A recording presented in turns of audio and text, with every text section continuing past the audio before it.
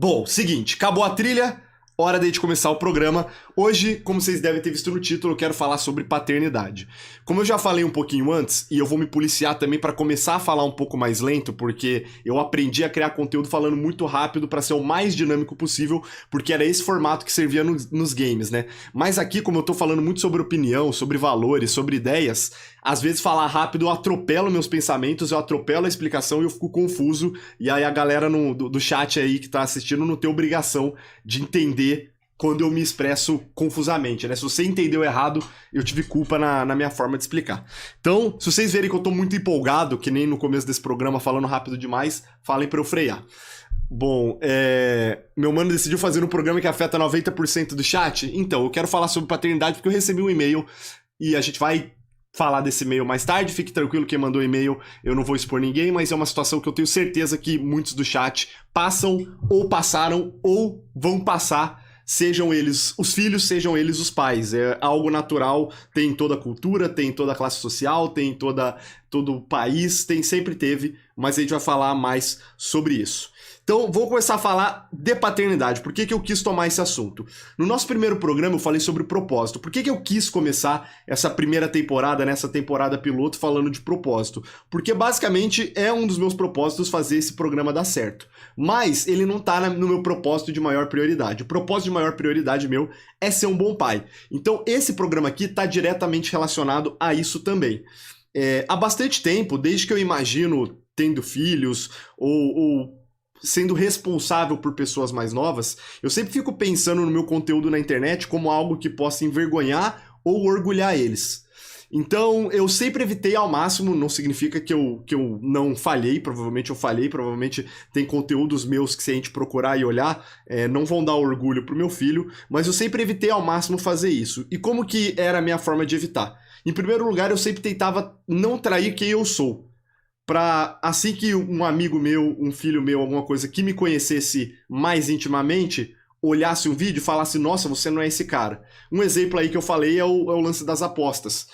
Acredito que amigos meus, um filho meu ficaria decepcionado me conhecendo se eu fizesse um vídeo de aposta ou tipo, endossando a aposta e por aí vai.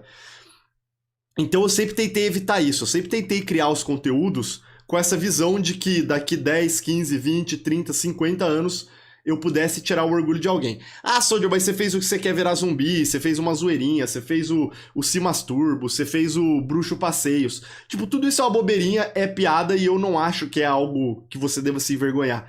É lógico que quanto mais jovem a gente é, mais bobeiras a gente faz, mas eu não acho que isso é um fator envergonhante. É simplesmente uma fase e um momento. O que eu acho que envergonha mesmo, e o que eu tento evitar, é realmente essa questão de trair seus valores, trair seus princípios, ou então viver um personagem.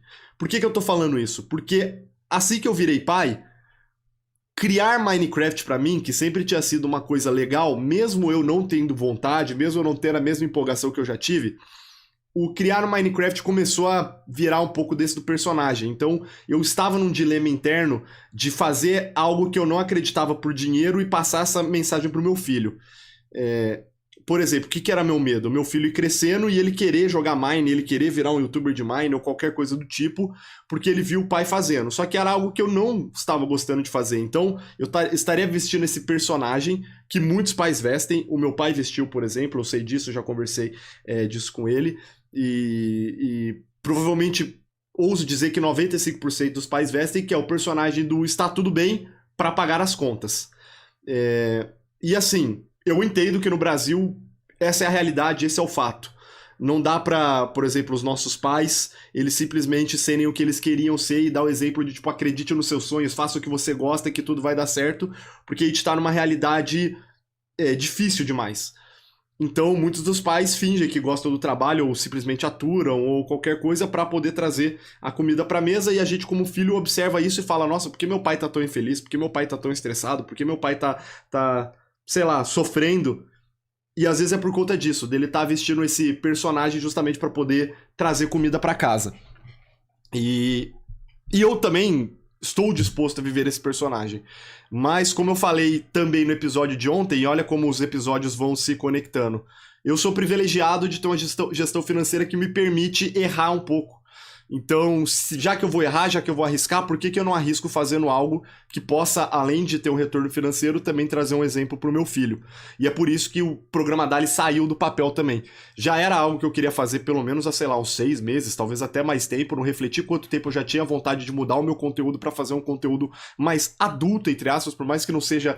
Eu não quero ser um coach, eu não quero ser um filósofo, um cara pra ficar dando palestrinha, mas eu queria conversar de assuntos um pouco mais densos. É claro que vai ter momento que a gente vai falar de besteira, vai falar, sei lá, de futebol, de animes, de filmes, coisas que não tem muito impacto, são só entretenimento mesmo, mas eu tinha vontade de poder trazer esse conteúdo. Inclusive eu tinha um plano, né, de criar um canal pro meu filho, em que eu passaria todas as ideias, valores nesse canal e deixaria guardado pra ele assistir quando ele pudesse. Mas achei um pouco mórbido isso, porque a ideia de eu ter esse canal era ele poder ver todas as minhas ideias, mas isso só faria sentido se eu morresse, porque se eu estiver vivo eu posso contar pra ele. E eu não quero morrer agora. Então, acho que não faz sentido eu criar esse canal pro meu filho com coisas que eu acho que seriam importantes, tipo um diário meu pra ele, porque eu vou estar vivo e eu vou poder fazer isso uma live real, sabe? Tipo, então, eu achava meio mórbido.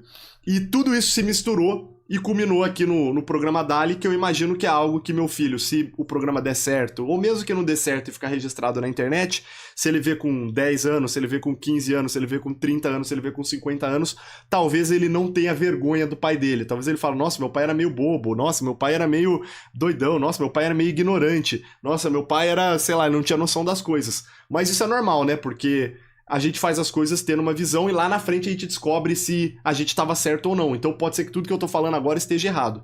Mas, mesmo estando errado, mesmo sendo burrice, mesmo eu falando coisas idiotas, eu acredito que nada disso seria um motivo pro meu filho ter vergonha de mim, né? Ele simplesmente ia zombar. Da mesma forma que meu pai hoje em dia cai numas fake news aí de internet, eu não acho ele...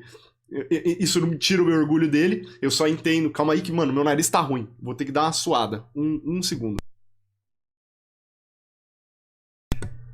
Que ódio, mano. Eu não queria parar meu monólogo, mas estava cheio de secreção aqui, eu não tava conseguindo falar. Ainda não tô, tá entupido.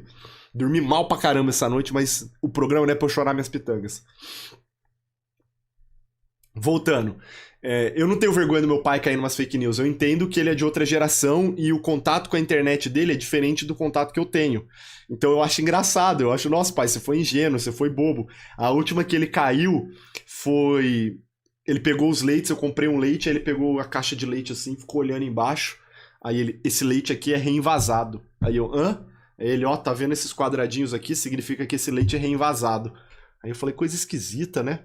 Fui ver, aí é uma fake news que tem na internet, que basicamente, como as caixas de leite elas são impressas em sequência, as últimas caixas elas vêm com os quadradinhos de cor, e se as cores baterem ali com a inteligência artificial, com o robô que monitora, ele fala, ó, todas essas caixas foram impressas no tom. Imagina que acabou a cor vermelha da impressora. Então o quadradinho vermelho não vai estar pintado, e aí a máquina vai entender que aquelas caixas não saíram com a cor correta do produto e vai descartar aquelas caixas de embalagem. Então esses leites que tem os quadradinhos embaixo são simplesmente para falar... É a última caixa da fila de impressão falando isso. Mas aí criaram essa fake news e meu pai caiu. Então é normal, acho engraçado e provavelmente com meu filho no futuro eu vou estar fazendo um monte de burrice e idiotice e caindo em coisas que pra ele vão ser muito óbvias.